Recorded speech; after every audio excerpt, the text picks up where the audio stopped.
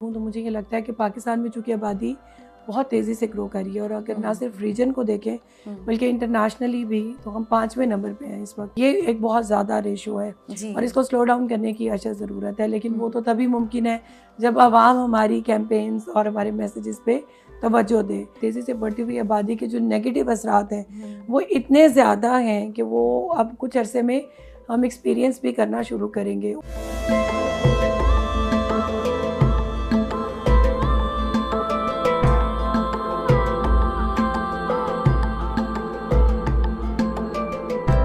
सुबह का सितारा सिर्फ अलिफ टीवी पर।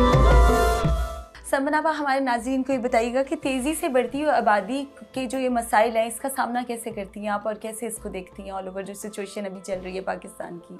I think being DG population तो ये मेरी जॉब भी है कि लोगों को सेंसिटाइज करें, अवेयरनेस क्रिएट करें जी। लेकिन अगर एज अ सिटीज़न भी मैं देखूं तो मुझे ये लगता है कि पाकिस्तान में चूँकि आबादी बहुत तेज़ी से ग्रो कर रही है और अगर ना सिर्फ रीजन को देखें बल्कि इंटरनेशनली भी तो हम 5वें नंबर पे हैं इस वक्त पूरी दुनिया में आबादी के एतबार से। और जो हमारा ग्रोथ रेट है वो है 2.55, जो कि तकरीबन 5 मिलियन के नज़दीक लोग एनुअली ऐड इन हो रहे हैं और ये एक बहुत ज़्यादा रेशो है और इसको स्लो डाउन करने की अशद ज़रूरत है, लेकिन वो तो तभी मुमकिन है जब आवाम हमारी कैंपेन्स और हमारे मैसेजेस पे तवज्जो दे और वक्फा करे और अपनी फैमिली का साइज़ भी स्मॉल करे।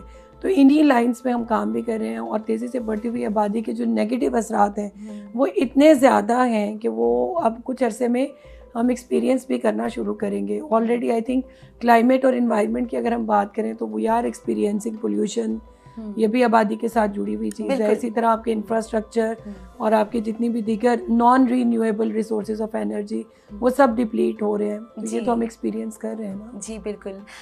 ये जो पॉपुलेशन ग्रोथ रेट है ये बहुत तेज़ी से बढ़ रहा है और इस पर स्ट्रिक्टली कंट्रोल करने के लिए जो पॉपुलेशन वेलफेयर डिपार्टमेंट है वो क्या काम कर रहा है? लाइक माशाल्लाह you are doing your work so well as a responsible citizen भी और एज अ डायरेक्टर जनरल भी, तो आप इसको कैसे देखते हैं? स्ट्रिक्टली कैसे काबू पाया जा सकता है? कौन सी कंपेन्स आजकल चल रही हैं? आई थिंक जब हम डिपार्टमेंट की बात करते हैं तो एक डिपार्टमेंट का एक्सक्लूसिव काम तो ज़रूर होता है कि वो पॉपुलेशन के एजेंडा पे बात करे और उसको लेके आगे चले, लेकिन ये सबकी कलेक्टिव एफर्ट से ही नतीजे निकल सकते हैं। और अभी चूंकि हमारी ग्रोथ रेट बहुत हाई है, इसको नीचे लाने के दो ही तरीके होते हैं कि एक तो सेंसिटाइजेशन की जाए और दूसरा ये कि आवाम जो है वो अपनी रिप्रोडक्टिव हेल्थ का ख्याल करे। अगर आपने लिमिट करना है अपनी फैमिली को तब भी, या अगर आपने गैप्स देने हैं बिटवीन द रिपीटेड प्रेगनेंसीज तो तब भी, तो इसलिए इसका अवाम के साथ बहुत गहरा ताल्लुक है। और अवाम में भी एक्सक्लूसिवली अगर हम और ज़्यादा फोकस करें, एक होती है डिपेंडेंट पॉपुलेशन, एक होती है कि जो आपकी रिप्रोडक्टिव हेल्थ की फेज़ में है, जो अभी बच्चे पैदा कर सकने के काबिल है। तो उनमें हमारे जो ख़वातीन है, अनफॉर्चुनेटली एक जो ग्रुप है ख़वातीन का, दे आर नॉट लिटरेट।